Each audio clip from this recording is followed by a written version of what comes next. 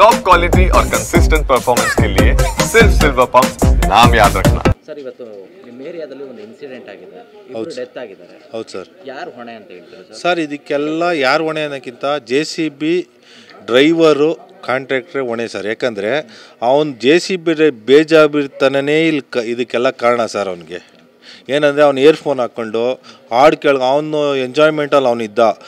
ಇರೋರೆಲ್ಲ ಕೂಗಿದ್ದಾರೆ ಕೇಬಲ್ ತಗ್ಲಾಕೊಂಡಿದ್ದ ತಕ್ಷಣ ಇದಕ್ಕೆ JCBಗೆ. ಅವನು ಕೇಳ್ಕೊಳ್ಳೋ ಪರಿಸ್ಥಿತಿಯಲ್ಲಿ ಇರಲಿಲ್ಲ.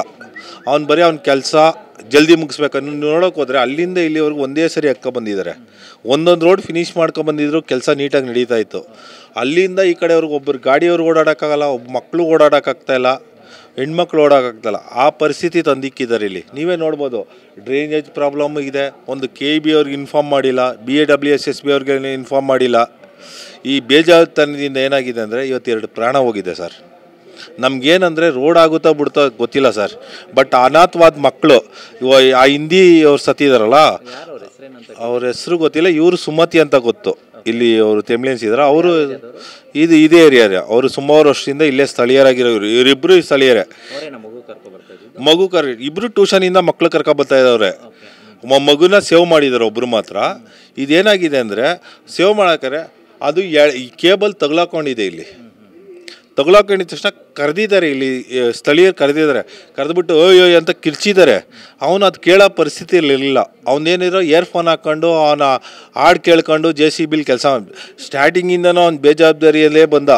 ಚೇಂಬರ್ಗಳು ಹೊಡೆದಾಕ್ದ, ಇಲ್ಲೆಲ್ಲ ಕೇಬಲ್ಗಳು ಕಿತ್ತಾಕ್ದ. ಎಲ್ಲ ನಾವೇನಕ್ಕಂದ್ರೆ ಬಿಡಿ ಕೆಲಸ ಆಗ್ತಾಯಿದೆ, ನಾವೇನಾರು ಮಾಡಿಸ್ಕೊಳ್ತೀವಿ. BWSSಗವರು ನಾವೇ ಕಂಪ್ಲೇಂಟ್ ಕೊಟ್ಟು ಪಾಪ ಅವ್ರು ಬಂದು ಅವ್ರ ಕೆಲಸ ಏನಿದೆ ಅವ್ರು ಮಾಡಿಕೊಟ್ಟು ಹೋದರು. ಇಲ್ಲೇನಂದರೆ ಇವ್ನು JCB ಅವನಂದರೆ ಏನೋ ಮಾಡಬೇಕು, ಕೆಲಸ ಮುಗಿಸ್ಬೇಕು ಹೋಗ್ಬೇಕು ಅಷ್ಟೇ ಹೊರ್ತು ಅವ್ನಿಗೆ ಸೇಫ್ಟಿ ಮೆಜರ್ ಏನೂ ಇಲ್ಲ ಸರ್. ಇಲ್ಲಿ ಸರ್ ಇವಾಗ ಸದ್ಯಕ್ಕೆ ಕರೆಂಟ್ ಎಲ್ಲ ಇದೆ ಏರಿಯಾದಲ್ಲಿ, ಸಮಸ್ಯೆ ಇವಾಗೇನೋ KB ಅವ್ರು ಬಂದು ರೆಡಿ ಮಾಡಿಬಿಟ್ಟು ಹೋಗಿದ್ದಾರೆ ಸರ್. ಏನಂದರೆ ಒಂದು ಹೇಳಲ್ಲ ಸರ್, ಒಂದು ನೀವು ಕೆಲಸ ಮಾಡ್ಬೇಕಾದ್ರೆ ಸೇಫ್ಟಿ ಮೆಜರ್ ಫಸ್ಟು ಸರ್. ನೀವು ಸೇಫ್ಟಿ ನೋಡ್ಬೇಕು ಫಸ್ಟ್. ಏರಿಯಾದಲ್ಲಿ ಏನು ಪ್ರಾಬ್ಲಮ್ ಇದೆ.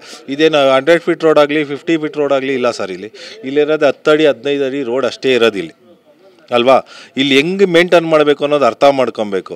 ಅದು ಬಿಟ್ಬಿಟ್ಟು ನೀನು ಮೋಜಿ ಮಸ್ತಿಗೋಸ್ಕರ ಇಯರ್ಫೋನ್ ಹಾಕ್ಕೊಂಡು ಇನ್ನೊಂದು ಮಾಡ್ಕೊಂಡು ಕೆಲಸ ಮಾಡೋದಲ್ಲಿ ಸರಿ ಇಲ್ಲ ಸರ್. ಇಲ್ಲಿ ಸರ್ BBMP ಜೊತೆಗೆ ಅಧಿಕಾರಿಗಳ ಈ ರೀತಿಯಾದಂಥ ಅವ್ಯವಸ್ಥೆಗೆ ಏನು ಹೇಳ್ತಾರೆ? ಹೌದು ಸರ್, ಯಾರು ಚೆಕಿಂಗ್ ಬರಲಿಲ್ಲ ಸರ್. ಇಲ್ಲಿ ಇನ್ನೊಬ್ರು ಯಾರು ಬಂದು ಚೆಕ್ ಮಾಡೋದಾಗಲಿ, ಏನು ಕೆಲಸ ಮಾಡ್ತಾಯಿದ್ದಾರೆ ಏನು ಮಾಡ್ತಾಯಿದ್ದಾರೆ ಈ ಚೆಕ್ ಮಾಡಿದರೆ ಈ ಥರ ಆಗ್ತಾ ಇರಲಿಲ್ಲ. ಕೆಲಸ ಕೊಟ್ಟಿದ್ದಾರೆ, ಕಾಂಟ್ರಾಕ್ಟ್ ಸಿಕ್ಕಿದೆ, ಮುಗಿಸ್ಬೇಕಷ್ಟೇ ಕೆಲಸ. ಅಲ್ಲಿ ಏನು ಪ್ರಾಬ್ಲಮ್ ಇದೆ, ಅಲ್ಲಿ ಏನು ಮಾಡಬೇಕು ಅನ್ನೋ ಜವಾಬ್ದಾರಿ ಇರುವುದು ಕಾಂಟ್ರಾಕ್ಟ್ ಇರ್ಬೇಕು ಸರ್. ಅದು ಸರ್ ಸುಮಾರು ಕಂಬಗಳು ಇಲ್ಲಿ ನೋಡಿಸ್ಬೋದು. ನಿಮಗೆ ಬೆಳೆಯೋದು ಬಂದರೆ ತೋರಿಸ್ತೀವಿ.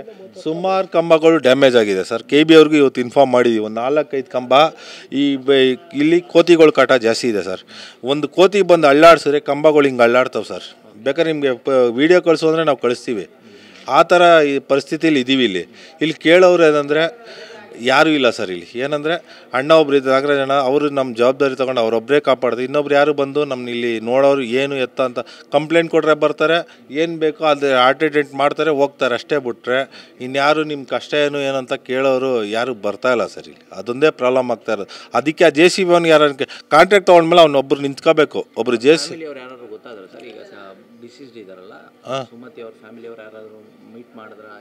ಹೋಗಿದ್ದು ಬಂದ್ವಿ ಸರ್. ಹಾಸ್ಪಿಟ್ಲಿಗೆಲ್ಲ ಹೋಗಿದ್ದು ಬಂದ್ವಿ.